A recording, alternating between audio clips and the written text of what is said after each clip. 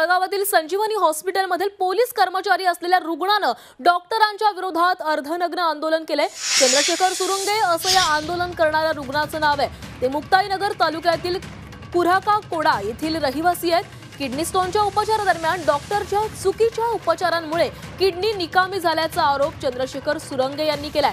पत्नी आणि मुलांसह रुग्णालयात बसून चंद्रशेखर सुरंगे यांनी आक्रोश करत अर्धनग्न आंदोलन केलं। किडनीची भरपाई करावी तसंच किडनी काढण्याचा खर्च द्यावा अशी या रुग्णानं मागणी केलेली आहे।